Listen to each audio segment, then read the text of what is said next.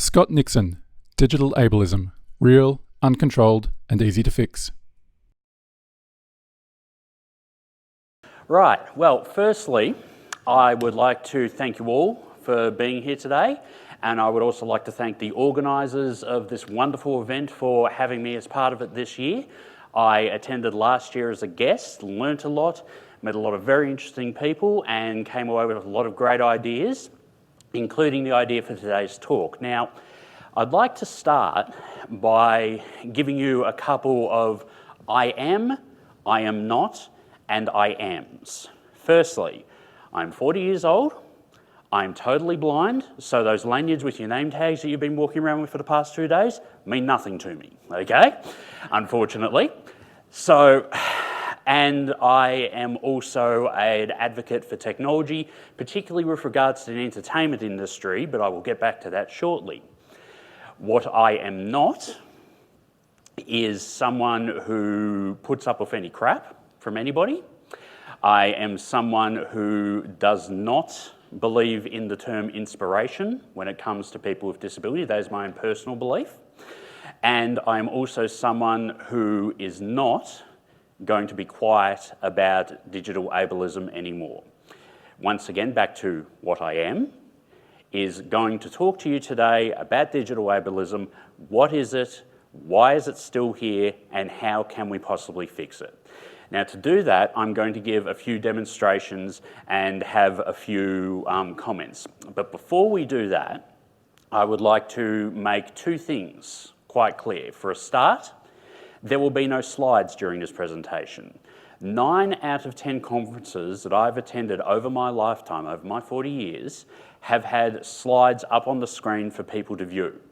Being vision impaired, I cannot see those slides. Now, at conferences such as this, people are very, very considerate and very, very good at describing the content on those slides.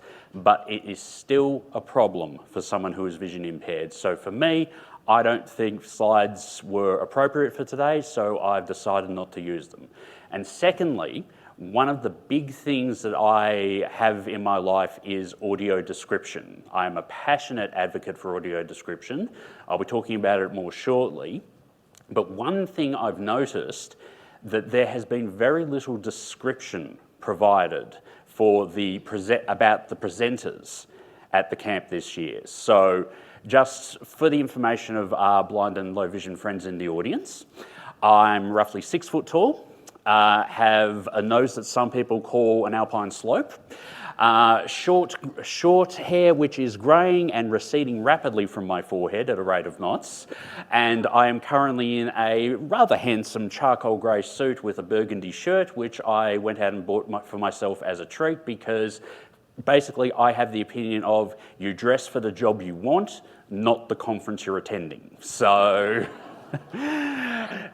because yes, I am also now once again listed on the unemployed list of people with disabilities, which unfortunately is a list that is ever growing, very rarely shrinking, and if it is led to believe by the recent information from the Disability Royal Commission, the disability employment system is just as broken as it ever was. But not here to talk about that. Digital ableism is what I'm here to talk about. Now, we've all heard the term ableism. It's really become a part of the vernacular in the past couple of years, and that is discrimination or a bias towards someone who does not have a disability. We experience it every day in our lives, be it through social interactions, be it through working with colleagues, and be it working with technology. Now, I want to focus on the digital ableism side of things because I think it's something that really needs to be focused on. Perfect example. I wanted to go to the movies. I like going to the movies. I go to the movies, I use the audio description systems that are available in movies, which I helped bring into Australian cinemas. I was part of the working group that eventually got that into Australian cinemas several years ago. So I wanted to go to the movies. 2 main cinema chains where I live in Victoria, let's just call them Hoyts and Village, for example. So, the Village website, the audio description page for the Village website is beautiful. Simple menus, you tap on it, you select your cinema, you select your film, and then it will give you an accurate listing of when the audio described or closed caption sessions are on. Bing, bang, boom. But I am a guy who believes in comfort above anything else, so I like to go for the deluxe screens, the ones with the reclining chairs and so forth. At Village, that's known as Gold Class. Gold Class do not have audio descriptions in any of their cinemas. Hoyts, meanwhile, in their Lux screenings, which is their version of Gold Class, have audio descriptions, so I like to go to Lux. The Hoyts website, when it comes to accessibility, is one of the top 3 worst websites I have ever dealt with in my life. Simply because they are constantly changing it. And that includes their so-called accessibility pages. Now, on these pages, we have a list of movies that are in no particular order. It's just all the movies that are currently screening which may have audio description at your particular venue. You are then expected to find the button that says session times or something like that, or usually, if you just click on the title of the film, it will come up with a list of dates and everything, and you can select your preferred cinema and so forth. But they change this so often for what I can only assume are visually aesthetic reasons that sometimes I can pick a movie one week, go along see it, no prob. Come back the next week, and it is completely different, and the frustration level just grows and grows and grows until I have to call someone over to help me.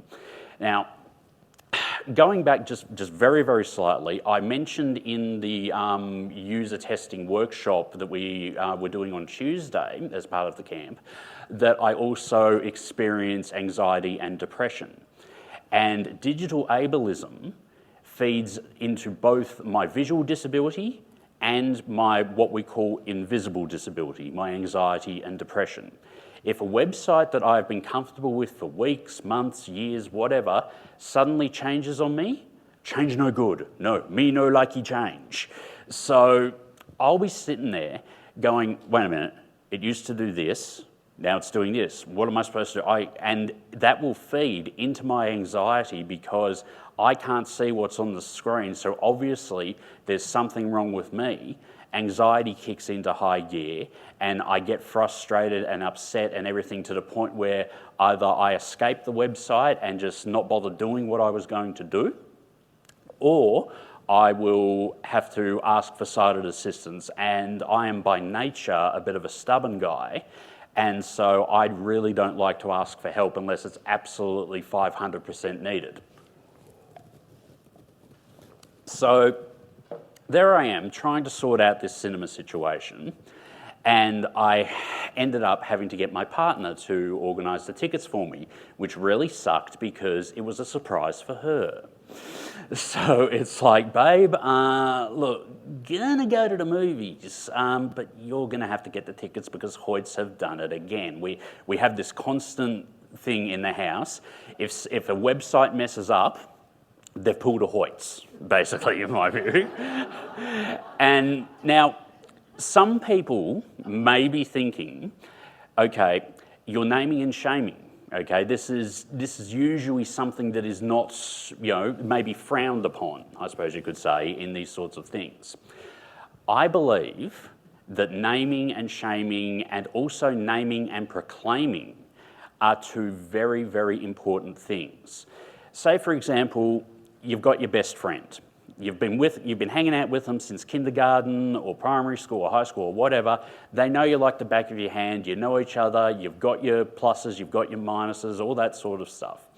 Your best mate is probably, I certainly hope so, gonna tell you if your fly's undone, or if you've got bad breath, or there's a bit of spinach stuck in your teeth or something. I see naming and shaming as basically saying to a mate, yo, spinach in your teeth, So even if it's a website that I have had a beautiful relationship over the years, if they do something that messes up the way I experience things, it is a sudden case of, no, no, no, no, no, no, no, no, you've got to fix this and you've got to fix this now, otherwise you're going to lose my business. And Di did touch on this quite a bit in her talk. Accessibility equals revenue for companies, okay?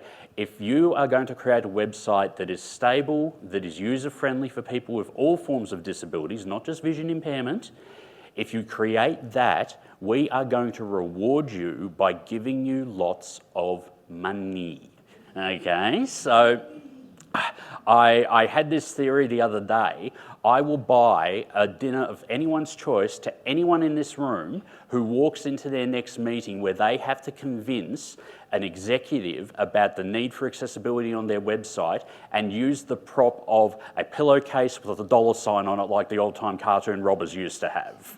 Because that is basically what they will get if they make the site successful, okay? Sites like audible.com and amazon.com have made great strides in the past 10 to 15 years to make their sites more accessible. Are they perfect? No. They don't have image descriptions, for example, for a lot of their things. It's getting a bit better these days with the advent of iOS 13 on the Apple smartphones. Their image descriptions are becoming more prevalent there. But still, on a lot of mainline websites, image descriptions are still something that doesn't happen. So I would like to briefly take a moment, and I wish I could look every single one of you squarely in the eye and say, if you do not have image descriptions turned on your Twitter feed right now, for shame. Because it is simple as hell.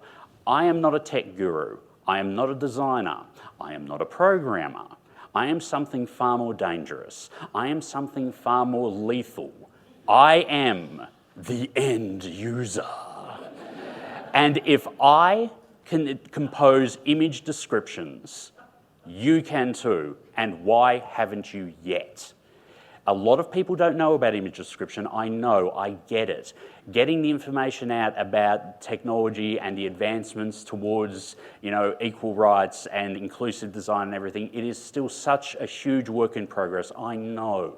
I have been working with computers and everything since the late 1980s.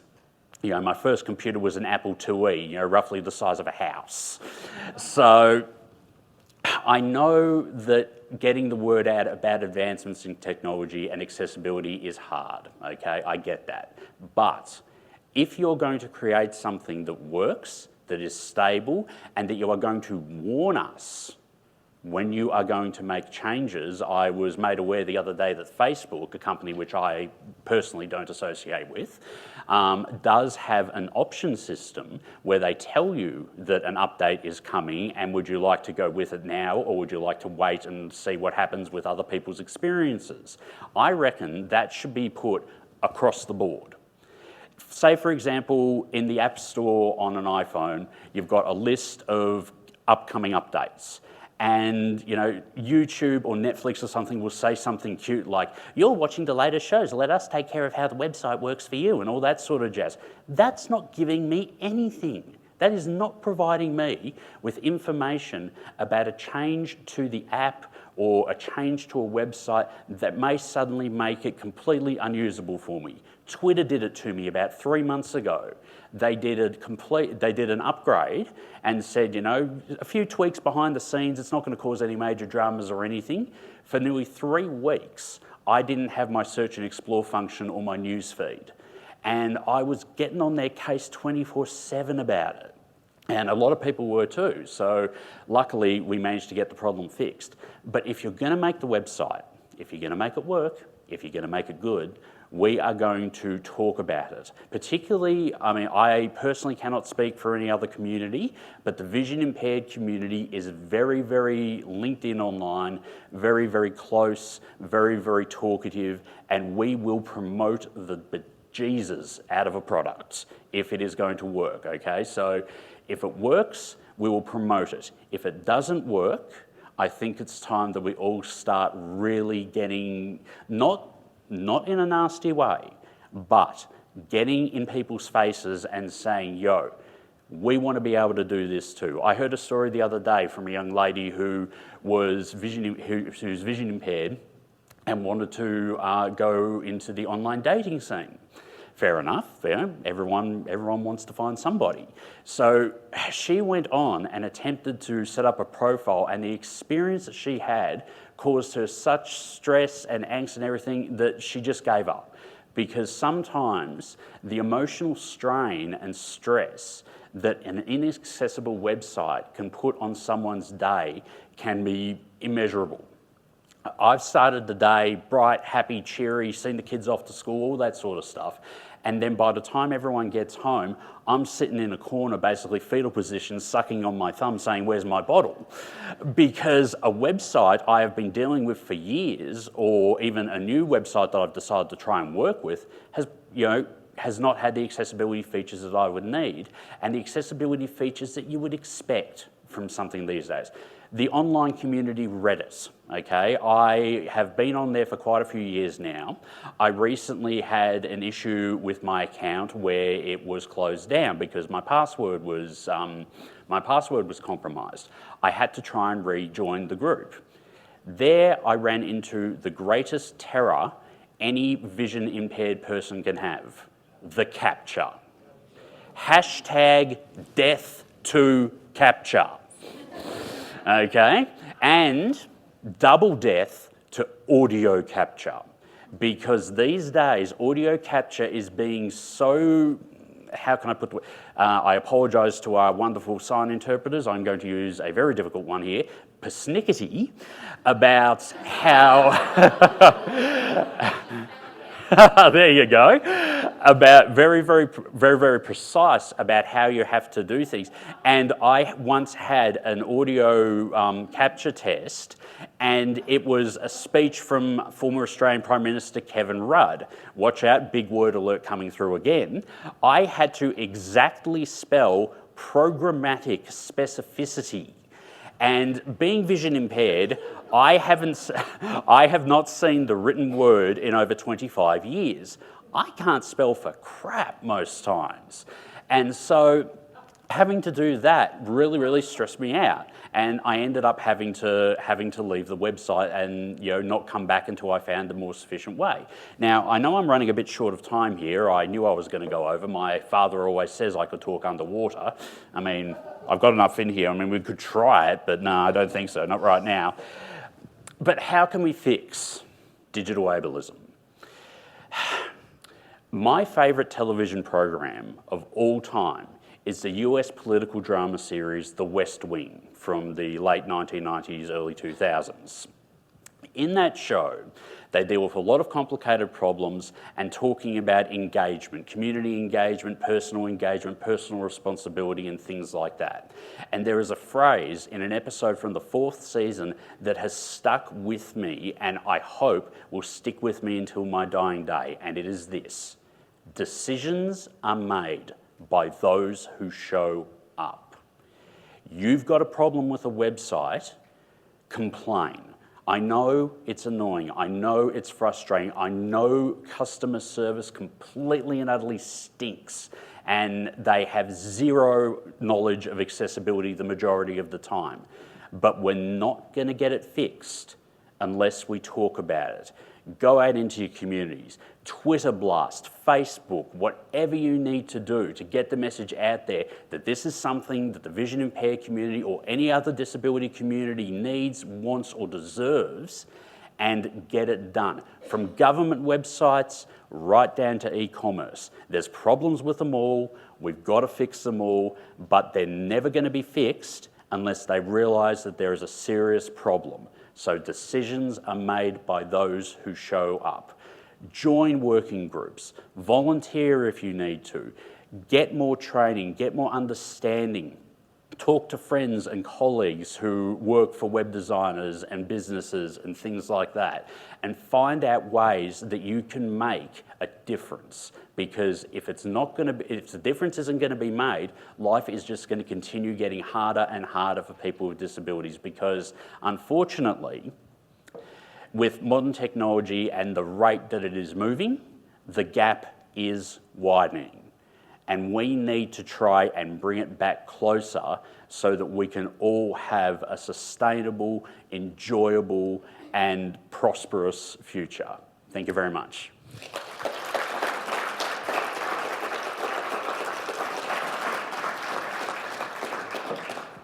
Any questions?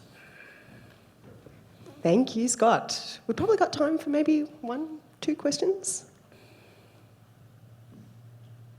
Come on, you can't have questions after a rousing, can't not have questions after, oh yes, we do have one, after such a rousing presentation. Hi, I'm Carolyn and I work in government. I used to work on one of those awful websites. Can I just say, yes, please do complain, but can you actually say what it is you're doing and where? Because then someone can fix it. It doesn't get put in that too hard basket of, oh yeah, that's just some disgruntled malcontent. So that would be, please do it. I'd love it. Yeah, exactly. I understand from the end user's point of view that it can be a pain, but tell them the operating system you're on, tell them the version of NVDA or JAWS or VoiceOver or whatever that you're using, so that they can actually attack the problem at its core, rather than saying, well, they've just thrown a complete tree at me and asked me to fix one leaf. I don't know where the leaf is.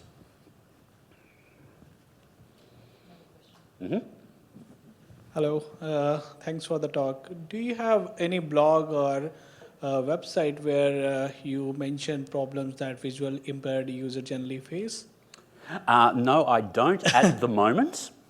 I am, amongst several other projects, going to start a digital ableism blog where people are going to be able to log these issues, and we can let people know that things are sorted. Because if someone with say, for example, severe depression and anxiety like myself gets, for lack of a better term, traumatised by the handling of an issue with a website or an app or something like that, they don't want to go near it until it's fixed. So I'm looking at a situation where we can have a list of known problems and then mark them off when they're actually solved, so people will be able to confidently go back to that website and use it again, or start using it once accessibility features have been added to meet our requirements. Yeah, thank you, because as an end user, when I develop websites, I try to keep all the things in my mind, but till the time you don't know the problem, you can't solve it. So it will be great if you have this sometime soon.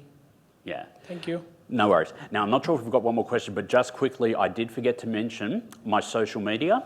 The only social media that I currently use is Twitter, and my handle there is Mr. capital M, small r, Broken with a capital B, Eyes with a capital E, Mr. Broken Eyes. It was a way of explaining my vision impairment to my then 3-year-old now stepson. When he couldn't understand why I couldn't see what he was showing me on his iPad, I explained to him, mate, my eyes are broken. I know some people find that terminology to be a bit problematic, but for me it was the best way to get the message across, and I'm actually looking to write a children's book based off that premise as well. So yeah, we'll see what happens.